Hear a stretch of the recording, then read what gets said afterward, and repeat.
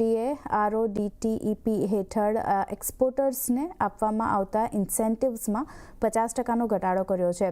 સંપૂર્ણ સમાચારની વિગતો લઈએ અને સમજીએ. સહયોગી વિની મોતીવાલા આપણી સાથે જોડાઈ ગયા છે. વિની, ગુડ આફ્ટરનૂન. જણાવો શું વિગતો છે?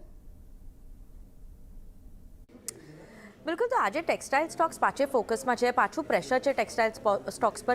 કેમ કે આજે DGFTએ નોટિફાઈ કર્યું કે 50% રિડક્શન એ લોકો કરવાના છે. જે RODTEP રેટ્સ છે, રોડટેપ રેટ્સ જો હોય એ 50% રિડક્શન. તો આ રોડટેપ શું છે? એ રેમિશન ઓફ ડ્યુટીઝ એન્ડ ટેક્સીસ છે એક્સપોર્ટેડ પ્રોડક્ટ્સ પર. એટલે એ લોકોને બેનિફિટ મળે. જે એક્સપોર્ટર્સ હોય એને આ રિબેટ મળતું હતું યા ડિસ્કાઉન્ટ મળે કે તમે આટલું બધું હાઈ રેટ નહીં ભરો, એનાથી ઓછું રેટ ભરો. હવે એ રેટ જે ડિસ્કાઉન્ટેડ હતું યા જે રેમિશનનું રેટ હતું એ લોકોએ કટ કરી દીધું બાય 50%. એટલે ઓબ્વિયસલી આનું પ્રેશર આવશે થોડા ટેક્સટાઇલ સ્ટોક્સ પર. નાવ ટેક્સટાઇલ સ્ટોક્સ એટલે કયા ટેક્સટાઇલ સ્ટોક્સ? યાર્ન અને ફેબ્રિક પ્લેયર્સની વાત કરીએ તો એ લોકોના માટે એક્સપોર્ટ માર્કેટ હાઈલી કોમ્પિટિટિવ હોય, કેમ કે પ્રાઇસ સેન્સિટિવ માર્કેટ છે યાર્ન અને ફેબ્રિક એક્સપોર્ટ્સ માટે. તો એના કયા પ્લેયર્સ ઇમ્પોર્ટન્ટ થાય? વર્ધમાન ટેક્સટાઇલ, અરવિંદ લિમિટેડ, એ લોકોનું એક્સપોઝર છે યાર્ન અને ફેબ્રિકમાં.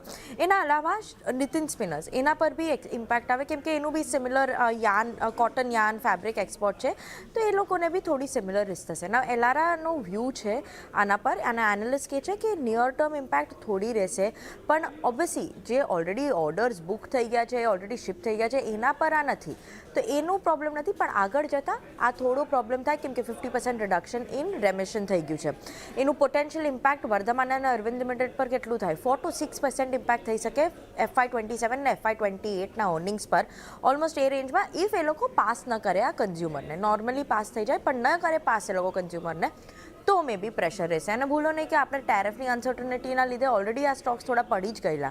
તો થોડું પ્રેશર આમાં વધી જાય કેમ કે એ લોકોએ આ જે રેમિશન હતું, રિબેટ હતું, એ નીકાળી દીધું ટુ 50% કમ કરી દીધું એ લોકોના માટે, ઓછું કરી દીધું. તો એટલા માટે પ્રોબ્લેમ છે. એનાલિસ્ટ એ બી હાઇલાઇટ કરે છે કે નોર્મલી એક બીજું બી રિબેટ હોય છે, rebate of state and central taxes and levies. તો પોસિબલી હોય કે એ બી રિડ્યુસ થઈ શકે. હમણાં એની અનાઉન્સમેન્ટ આવી નથી, પણ પોસિબલી હોય કે એ બી રિડ્યુસ થઈ શકે. હમણાં રોડટેપ રિડ્યુસ થઈ ગયું છે, 50% રિડક્શન ઇન રેટ થઈ ગયું છે, એના માટે આ સ્ટોક્સ પ્રેશરમાં છે.